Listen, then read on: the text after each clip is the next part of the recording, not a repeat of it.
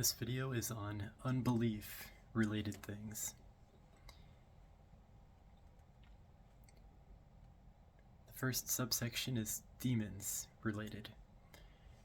Matthew chapter 17 verse 17 says, "Don't be an unbelieving generation." Jesus said this before casting out a demon. Mark chapter 9 verse 19 says, "Don't be an unbelieving generation." Jesus said this before casting out a demon. Luke chapter 9 verse 41 says, "Don't be an unbelieving generation." Jesus said this before casting out a demon. Mark chapter 9 verse 24 says, "Don't have unbelief."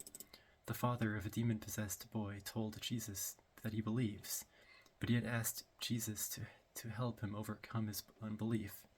He said to Jesus, "Heal him if you can," and then Jesus said, "If you can."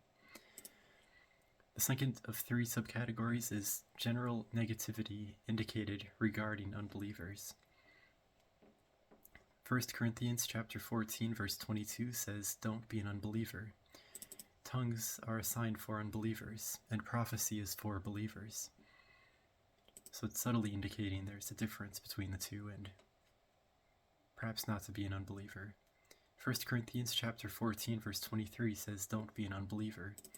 Unbelievers will hear everyone speaking in tongues and say they're out of their mind. It's not something generally you want to say.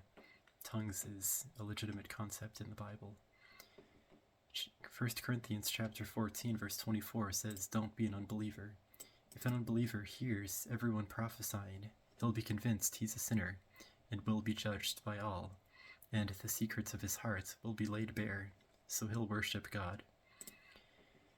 1 Corinthians chapter 10 verse 27 says, "Don't be an unbeliever." If some unbeliever invites you to a meal and you want to go, eat whatever is put before you without raising questions of conscience. So again, a subtle indication that unbelievers aren't the best people to be. 1 Corinthians chapter 6 verse 6 says, "Don't be an unbeliever." One brother shouldn't go to law against another, and this in front of unbelievers. Acts chapter 14 verse 2 says, "Don't refuse to believe." These people then stirred others up and poisoned others' minds against the believers, or against the brothers. Acts chapter 19 verse 9 says, "Don't refuse to believe." These people also became obstinate and publicly maligned the way, so Paul left them. 1 Timothy chapter 5 verse 8 says, "Don't be an unbeliever. Provide for your relatives, or you've denied the faith and are worse than an unbeliever." 1 Corinthians chapter 7 verse 14 says, "Don't be unbelieving." Unbelieving spouses are sanctified through their believing spouses. So they've got to be sanctified through their believing spouses. 2 Corinthians chapter 6 verse 14 says, "Don't be an unbeliever. Don't be yoked together with unbelievers. Righteousness and wickedness have nothing in common, and light can't have fellowship with darkness." 2 Corinthians chapter 6 verse 15 says, "Believers have nothing in common with unbelievers. There's no harmony between Christ and Belial." 2 Corinthians chapter 4 verse 4 says, "Don't be an unbeliever. The God of this age has blinded unbelievers' minds, so they can't see the light of the gospel of the glory of Christ." Romans chapter 4 verse 20 says, "Don't waver through unbelief."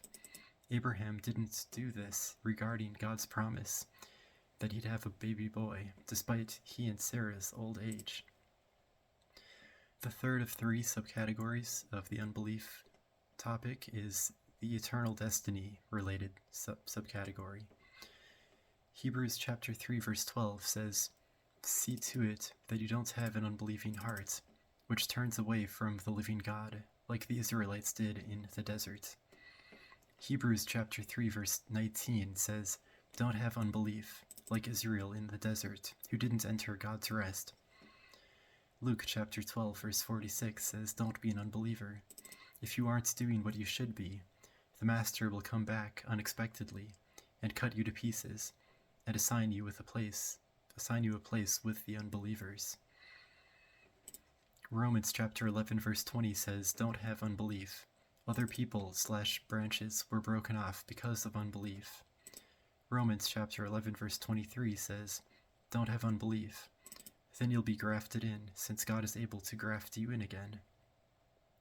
Revelation chapter 21 verse 8 says, "Don't be unbelieving. Their place will be in the fiery lake of burning sulfur, which is the second death.